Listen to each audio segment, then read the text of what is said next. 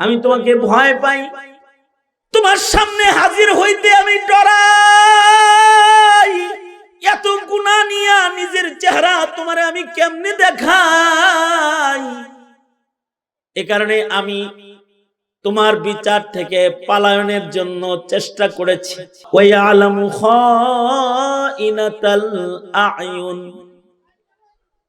অতি সংগোপনে সামান্য যে গুনাহটা হয়েছে, নজরের গুনাহ, এটাও পৃথিবীর কেউ না জানলেও একজন জেনে ফেলেছেন। তিনি কে?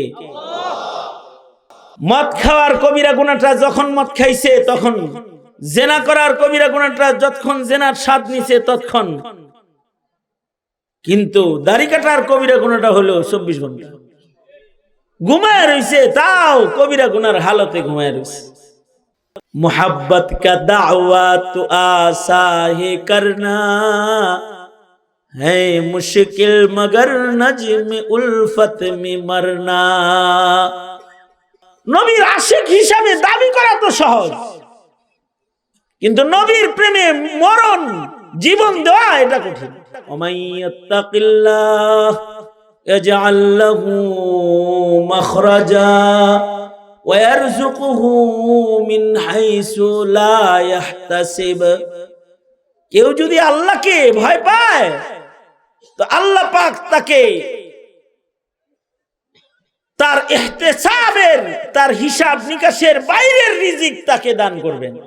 উপকার হয় যারে ভোট দিলে তারে ভোট দিবে, যারে ভোট দিলে নাস্তিকদের উপকার হয়, যারে ভোট দিলে কাদিয়ানির উপকার হবে, যারে ভোট দিলে পরে মুরতাদ বেঈমান বাউলদের উপকার হবে। মুসলমান হিসেবে তুমি তাকে ভোট দিতে পারো না, তো পারো না তো তাকে ভোট দিতে। তন্ত্রমন্ত্র তো অনেক দেখেছো, যারাই ক্ষমতায় বসাইলা তারা তোমার সন্তানের তাকওয়া নষ্ট করে, ঈমান নষ্ট করে। ইউনূস সরকার গান শিখাইতে চায় তোমার বাচ্চাকে, আর হাসিনা সরকার তোমার সন্তানকে ট্রান্সজেন্ডার শিখাইলো, ডারউইনের ভ্রান্ত মতবাদ শিখাইলো, গোমাতা শিক্ষা দিল, আলেমদেরকে জেলে তালায় ভইরা সন্ত্রাসী বানায় তোমার কাছে পেশ করলো।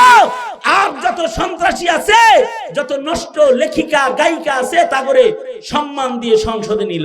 এইরকম ফ্যাসিস্ট আরো ক্ষমতায় দিবা, তাহলে এখন মুসলমান আছো তো তোমার আগামীর প্রজন্ম নাস্তিক হবে।